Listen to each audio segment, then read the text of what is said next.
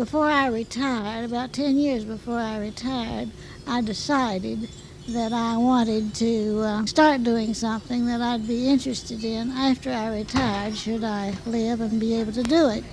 So this is it, Ben Lee. Tennessee Kaleidoscope at the Ben Lee Art Show and Sale, founded by Reba Bacon in 1961, where selected artists and craftsmen from Alabama, Georgia, and Tennessee, mainly East and Middle Tennessee, have been exhibiting each year since then, in April at Tennessee Tech in Cookeville, and in October at the Reba Bacon Art Studio Park just outside of Cookeville. This is Lynn Folk with Reba Bacon, as we discussed her show, which is patterned somewhat after the Plum Nellie Show, a Georgia attraction for many years. The Ben Lee, a unique Tennessee show, was given its name, Ben Lee, for a very special reason. They are the names of my first two grandchildren. I started this when they were babies, Ben and Lee, and now they are both married. They love art. They've learned it, I think, partly through these shows. One of them put his hand on his hip when he was about 4 years old and says, "We're already famous. Grandmother named a show for us." It is by invitation, and people contact me, and I get slides of their work or colored photographs that are representative of their work, and choose them that way. And you are an artist yourself, I know. Well, I have been. I've had so many medical problems lately. By the time I do all the doctors tell me to do, I don't have any energy left. So I haven't been painting now for quite a while. But I'm sure you enjoy all the artwork that other people do. Oh, yes, and I wish I were painting, but I just don't have that kind of energy right now. Could you describe the Reba Bacon Art Studio Park? Well, my studio is out there, and it's a little old tenant house done over with board and batten. We wanted to preserve the old type tenant house of this area. And we have booths that are made of chain-link fence that look exactly like a plus sign. And one person has a fourth of that plus sign or pie, whatever you want to call it, for his or her exhibit. Do the same artists usually show there who come to the spring show? Well, many of them come to both shows and have for years. I have some very good regulars. And I never have more than 40. I limit it because it's just not anybody come show. It's just a better show than that. So that's why we go into all of the particulars of checking their work and all of that before they come. Let's discuss Tennessee a little bit. Are you a native of Tennessee? Yes, ma'am. East Tennessee, Greenville. This Ben Lee Art Show is really unique in the state. I don't think there's anything else like it. Not now. I got to know Miss Fannie Minna. She named her show plumb out of Tennessee and nearly out of Georgia. So I got in touch with her, and I learned a lot from her and went to several of her shows. And I asked her one time if we weren't far enough away that we wouldn't bother each other if I had a show similar to hers in this area, that we needed something to shake us up in the arts very badly. And we agreed that she didn't think it was too close. Anyway, it's pretty good distance, to nearly out of Georgia, plumb out of Tennessee. Tennessee is indebted to you for establishing the Ben Lee Art Show and continuing it. Dr. Roden, our president of Tennessee Tech, says he likes the Ben Lee Art Show. That pleases me no end. Reba Bacon was a teacher at Tennessee Tech for 23 years. And before that, she was in education, from classroom teacher to county supervisor. She founded the Ben Lee Art Show and Sale in 1961 and has continued with these shows each year. This program, Tennessee Kaleidoscope, made possible with the joint support of the National Endowment for the Arts, the Tennessee Arts Commission, and the WPLN Educational Foundation. This is Lynn Folk. .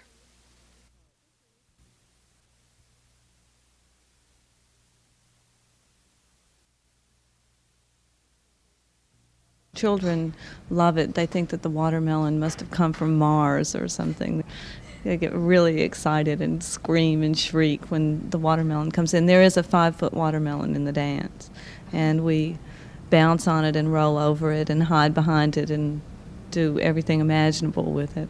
We do wear overalls with sequins on them that are supposed to be like watermelon seeds, but there is an inflatable watermelon in the piece. Watermelon and summer days in the park.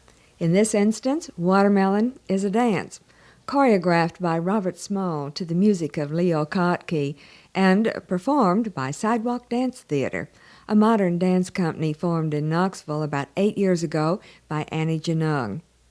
This is Lynn Folk for Tennessee Kaleidoscope with Annie Genung of Knoxville, who's been appearing with her troupe of dancers throughout the state. The latest thing that we did was a 3-week tour of South Carolina. We did performances in schools in South Carolina, and actually we added up the number of children that we performed for, and it was between 18 and 20,000 children there that we danced for in South Carolina. And did you do the same performance each time? Not every time. We have a different performance for high school, a different performance for junior high, and a different one for elementary school children. That's South Carolina. Now, where have you been in Tennessee? We were in Paris, Tennessee. We did a concert there and did performances in schools, and then we were in Clinton, Tennessee, doing concerts. This is through the Rural Touring Program sponsored by the Tennessee Arts Commission. It's a new program that they've just started in the last couple of years, and Sidewalk is on the program. So hopefully we'll be touring more in Tennessee next year. Sidewalk Dance Theater. The name Sidewalk, does that mean that you're always outside in your performances? No, it means that that's where we started. When the company first started, we did a lot of improvisations outdoors. We did improvisation at Centennial Park and in parking lots and street corners in Knoxville.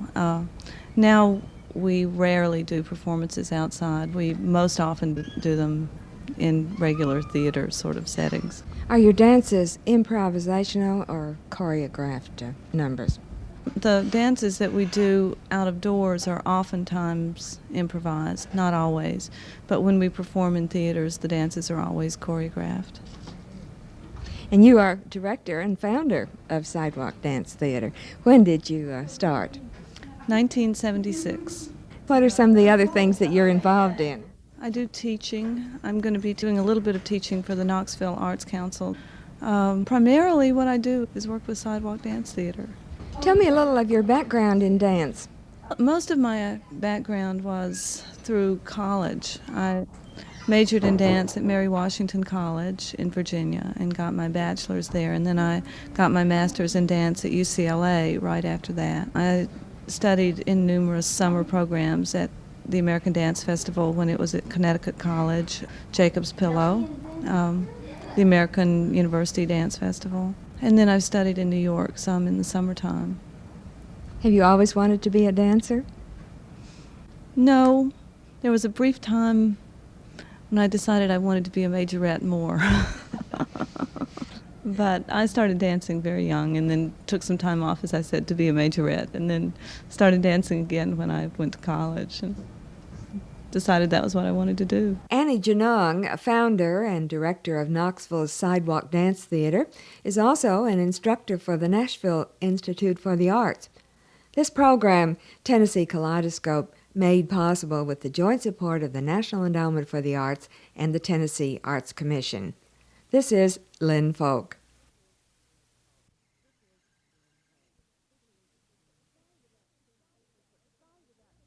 Just so excited about being able to open our doors to this symposium. I mean, there are people from many countries, and we think Franklin is just an idyllic little small town for them to see if they're going to be visiting America. Co-owner of Window on Main Street, Adele Pilsk, hostess at a gallery breakfast for participants of the International Ceramics Symposium who are stopping off at this Franklin Craft Gallery to see some of the town of Franklin, view the work of 5 North American ceramic artists, and then go on to visit Nashville galleries, where special ceramic displays are waiting for them, along with more Southern hospitality. This is Lynn Folk for Tennessee Kaleidoscope in Franklin with Adele as she greets her guests who've come to Tennessee from all over the world to spend a month working together at the Appalachian Center for Crafts near Smithville. We're going to have some grits and country ham for them and just make them feel at home. We have arranged this to be a stop on their way, and then we are featuring the work of 5 of the participant members who are from North America. 4 from this country and 1 from Canada. We think Franklin, as I said, is just such a wonderful historic town, and it's special for them to see. And of course, we think the shop is special for them to see. We have work from artists and craftspeople all over the country, this country, and then a lot of local people, and it's a different mixture than they see when they go to a New York gallery. So we hope that that will be able to give them another viewpoint of this country. Can you tell me the countries that they're from? There's a wide range. They come from Japan and most of Eastern Europe. Actually, the member from the USSR was not able to come. His government would not let him come 2 days before he was supposed to be here, and he sent a very touching wire to the symposium. They're from Mexico, Scandinavian countries, Germany, Japan, and then there are also studio assistants that will be here with them too. And most of them are from this country who will be helping. So it'll be interesting to see how they deal with the language during this month of working, and I don't think that's going to get in their way. I think the clay is going to be the universal language. Nashville ceramist Sylvia Hyman, who's a member of the International Academy of Ceramics, has been largely responsible for organizing this symposium and arranging gallery shows throughout the state. I feel very proud of what's going on and very enthusiastic about the cooperation I've had from everyone in getting this symposium together. We have people from 13 countries, and many of them speak very little English, and they're working together. We've been together 5 days just this week, and they've meshed their working habits together and have been very flexible. Are they all working and producing work here, or are they mainly attending sessions? No, it's all work. And each one has an area in the ceramic studios at the Appalachian Center where they are producing large-scale works, and some are doing small things. By the end of the month, we'll have a just beautiful exhibition of the work done during this 4 weeks. How often do these meetings take place? Is it once a year in different places? Not any regular time. Whenever someone is so motivated to organize one, generally they're held in European countries, and the only ones in the United States have been here in Tennessee at the Memphis Academy of Art and at Aeromont School, and now this one at the Appalachian Center. Have you been to some of the European ones? I believe you have. Yes, I have, and each symposium is different depending on the number of people involved and the facilities and the clay that's available, and they all have their individual character. Remus Vistgerda's work is here with the ceramics of other American artists. As for a description of his pieces... Well, it's difficult to describe. You can go into the gallery and see it. The folks listening, maybe they should come to Franklin. It's basically pottery with pictures on it. I do a lot of drawing and color. Do you teach also? Yes, I teach at Drake University. And are you getting a lot out of this symposium? I'm sure you are. I think it's amazing. I've never been in a situation with so many accents at one table, and it's just wonderful to see what goes on in different parts of the world. Tennessee Kaleidoscope at Window on Main Street Gallery in Franklin, Tennessee, at a breakfast reception for participants in the International Ceramics Symposium. This program made possible with the joint support of the National Endowment for the Arts, the Tennessee Arts Commission, and Choices Restaurant in Franklin. This is Lynn Folk.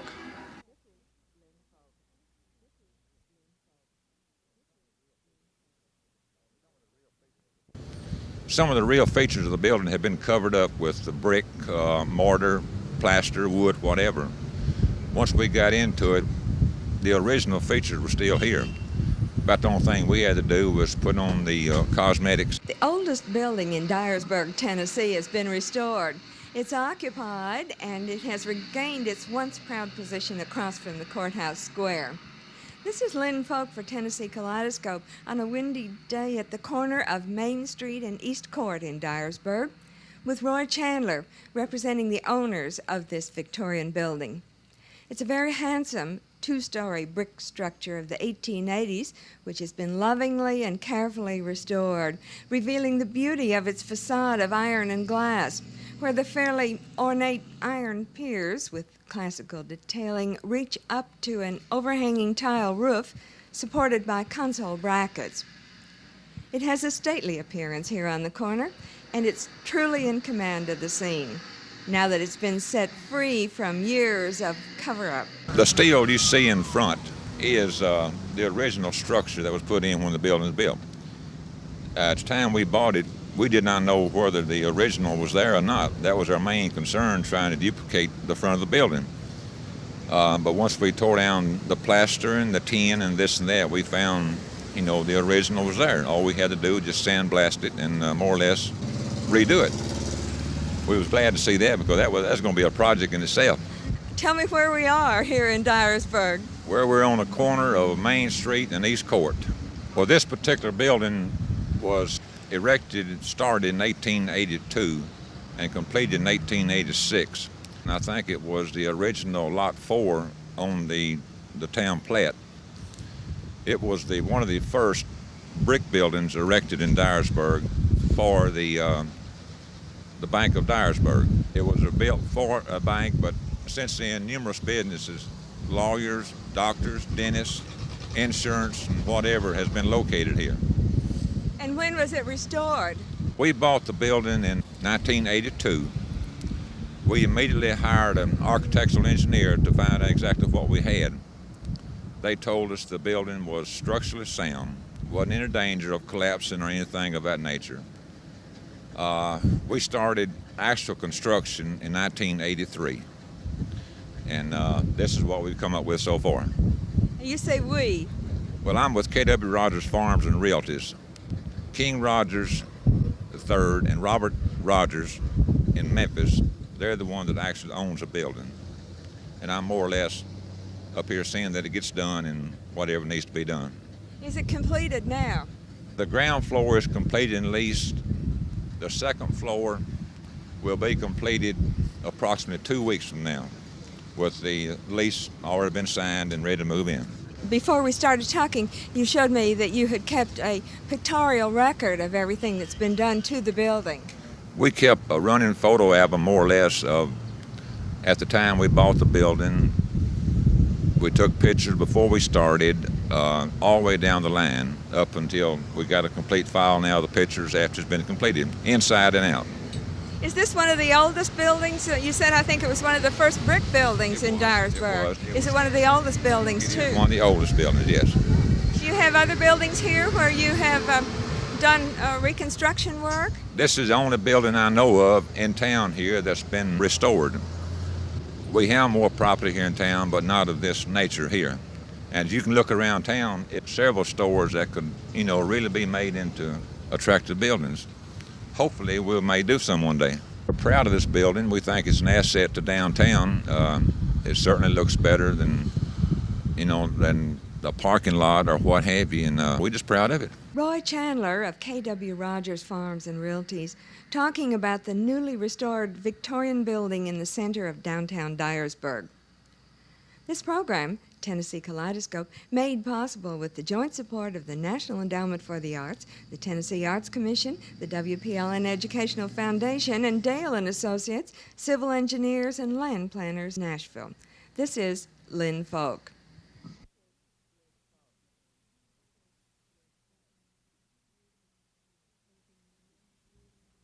And I was in Canada for 3.5 years. We toured America 4 times. We toured with the rock opera Tommy, which is by The Who.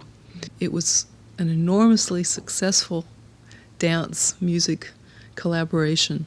And these tours took us to New York and Chicago and Philadelphia, all the big cities. We even came back down to Atlanta. And then after an outing of a month or so, would return to Montreal. And in the winters, we would always go to the provinces in Canada and tour, weeks at a time. I like that life of touring, living out of a suitcase. I like that. It was an adventure, and you saw new cities and new theaters every night. Cathy Sharp did all that touring with the Canadian Ballet Company, and since then she's been teaching at the theater school in Basel, Switzerland. She comes home to Nashville every summer to teach special ballet master classes for the Metro Board of Parks and Recreation. This is Lynn Folk for Tennessee Kaleidoscope with Cathy Sharp as we talked about her work in Basel and also about an unusual jogging ballet she was in, Thunder Move, the idea of one of her colleagues, Heinz Sperli. Heinz Sperli was in New York in the summer, and jogging had become the craze in America. And he thought that would be a good theme for a ballet. So we jogged for 45 minutes. The background music was a live band. We were all dressed up in our jogging outfits. We could actually choose and buy what we wanted to put on. And so we sort of hit the world with Thunder Move. It was fun. At Cathy Sharp's Nashville dance workshop, of course, the language is English. Not so in Basel. The principal language of Basel is German. I have to teach in the language. I will say our rehearsals are conducted in English. The company is rather international because we're American, English, French, German, Egyptian. It's every possible nationality. Rehearsals are in English, but you live in the German language in the town. And as I say, I have to teach in the language. I have to deal with the parents in that language. My closest friends are Swiss. Some comments on culture and exposure to the arts where she's now living. There's a lot going on in Basel, in music, and of course I'm in the cultural center of the town. There's opera, there's theater, and I go as often as I can. It's part of their heritage. I mean, every town has a theater. It doesn't matter how small. There is a theater, there is a hall where people can meet and give concerts. The theater there is city-supported. It's not private-supported. I think they couldn't live without the theater. Never aspiring to being a classical ballet swan queen, Cathy enjoyed character roles in the dance, and her career has now taken a new course since she first arrived in Basel. When I came in 1973, I was engaged as a dancer, and I made my career as a dancer there in the theater. I only do character roles now. Mother in Giselle, the nurse in Romeo and Juliet. We just did Falstaff, and I was Mrs. Quickly. Outside of dance, I've been doing choreography with the opera, and we do our own choreographic workshops within the theater. How large a city is Basel? We're 200,000. And the theater is an opera house, a ballet, and a theater group. It's an enormous complex, a very modern complex. So you must have a number of students enrolled there also. Yes, we have about 278, 280 students. Are there many Americans among friends that you have? Yes, there are quite a few Americans also in the opera company that have come particularly from the western part of America. We have quite a few American dancers in the company also that have come from New York or from Texas. Acceptance, then, is no problem with the people? No, because we're all there for one purpose, to make theater.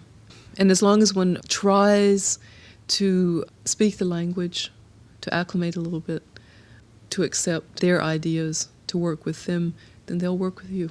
Cathy Sharp of Nashville, performing and teaching dance to Americans and Europeans at the theater school in Basel, Switzerland. This program, Tennessee Kaleidoscope, made possible with the joint support of the National Endowment for the Arts, the Tennessee Arts Commission, and Choices Restaurant in Franklin. This is Lynn Folk.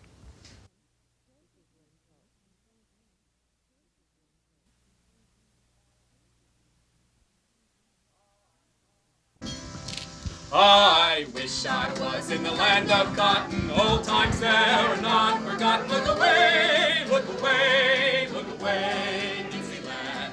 In Dixieland where I was born, early on a frosty morning. Look away, look away, look away, Dixieland. Every major war has produced a lot of music, and the Civil War probably most of all. More than 10,000 songs were written, produced, and printed from 1861 to 1865, and some of these were featured as the program at a meeting of the Rutherford County Historical Society when David Boyce, Cathy Short, and Michael Harris entertained with music of the 60s, the 1860s. This is Lynn Folk for Tennessee Kaleidoscope, listening to the program by these entertainers who were dressed in costumes of the period.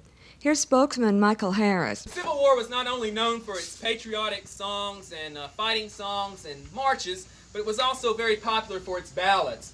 And many of these have just sort of been buried over the years. They haven't surfaced and haven't been as well remembered as other songs. One of the most popular of these numbers is a number called Lorena. It was especially popular in the South. In fact, it was so popular that many of the children who were born during this period were named Lorena. The years creep slowly by, Lorena. The snow is on the grass again. The sun slowed down the sky, Lorena. The frost gleams where the clouds have been. We certainly don't want to dismiss our northern counterparts because quite a bit of music came from the north. And perhaps the most popular rallying song of the north was not the Battle Hymn of the Republic, but was a song called the Battle Cry of Freedom. It was written by probably the most prolific songwriter during the 1860s, a man by the name of George Root, who wrote literally hundreds of songs. He wrote two versions of the Battle Cry of Freedom. One was a civilian version, but this particular version was the most popular with the troops. Yes, we'll rally round the flag, boys, we'll rally once again, shouting the battle cry of freedom. We will rally from the hillsides, we'll gather from the plain, shouting the battle cry of freedom. The last song we'd like to do is another good Southern song that I think everybody's probably familiar with. It used to be in all the elementary school music books years ago. And the name of it is Goober Peas. And I guess everybody knows about Goober Peas, so if you know the song, sing along with us. We'd be happy for you too. Sitting by the roadside on a summer's day, chatting with my messmates, passing time away, lying in the shadows underneath the trees. Goodness, how delicious eating goober peas. Peas, peas, peas, peas, eating goober peas. Goodness, how delicious eating goober peas.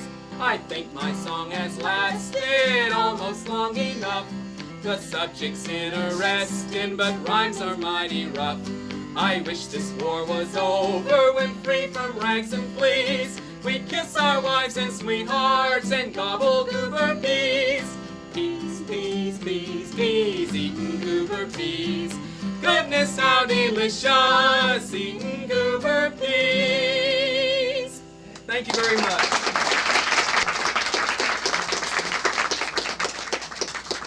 Are you the people that do this at Stones River Battlefield? Yes, ma'am. We occasions do a music weekend where we feature music of the Civil War at the battlefield. Of course, we have a theme for each weekend in the summer, and it's one of our theme programs.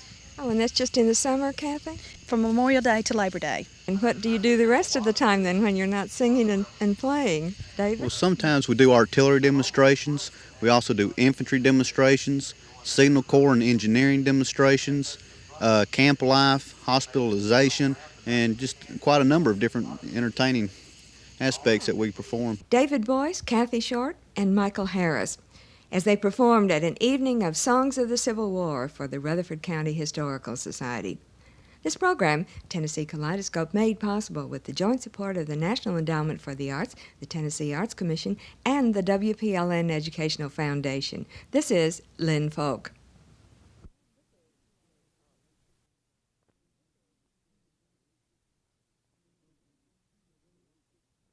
You know, when you chip away, unfortunately you see your money just going up in dust. But it's what I do, and I can't stop doing it. So I chip away, and I waste a lot of money. And I buy stone when I should buy steak. Tennessee Kaleidoscope today at the studio of Sculptor Minna. an artist from New York who came to Tennessee to live. In her Nashville studio, where she creates her organic and geometric sculpture, we're surrounded by chunks of marble and alabaster and other kinds of stones, some weighing as much as 200 pounds, and these come from all over the world. I get a lot of it from a supplier in New York, a good deal of it from Italy, some of it from Africa, some from Tennessee, of course. I've gotten my Tennessee marble right at the quarry outside of Knoxville. But there are also stones to be had from Chile and Thailand. They're very expensive. When these pieces are shipped over to you, they're quite large and they must be heavy, and you have the expense of the shipping of these huge pieces. Very often the shipping costs more than the stone itself does. They're very heavy, and I have a hoist that I had made. When they are delivered, sometimes they won't bring them into the studio. So I wheel the hoist out and lift them that way. But I'm pretty strong, and I have learned how to maneuver the stones so that I don't really have to lift very much. Are they in crates? No, they're generally wrapped in burlap. Sometimes a stone is flawed, and you don't really know that when you purchase it. And the piece that's flawed will break away in the shipment. I'd rather it does that then, rather than after I finish a piece. That is a risk you take, isn't it? Oh, without question. And I very often finish a piece and then turn it, or in polishing, just hit it the wrong way and it will crack. What do you do then? I cry a lot. Well, do you also decide to think up some way to rescue it? Oh, yes, yes. Instead of having a 200-pound piece, you might end up with a 50-pound piece, but it's salvageable. Not in its initial idea, but it's salvageable. I very seldom just discard rock. The first time I ever did a stone piece, I did 2 figures, and in polishing, they became 2 separate figures. And I did cry a great deal. I was studying with a Greek sculptor in New York, and I spent 20 minutes in the ladies' room just weeping. And I came out and he said to me, "Wonderful." He said, "It was wonderful." He said, "This is the best experience you've ever had, because now you have really 2 much more dynamic pieces." And they were. They were. Sometimes the stone tells you what it needs to do. I don't cry so much anymore when I break one. Sometime the stone tells you what it wants to do. Do you have a definite idea of what you hope to do when you start, or do you just let the stone have its way? But I do some rough drawing. Very often the shapes of stones will suggest something to me. And then I firmly believe, perhaps in a childlike fashion, that stone has a kind of energy all its own, and that it emerges somehow in spite of you.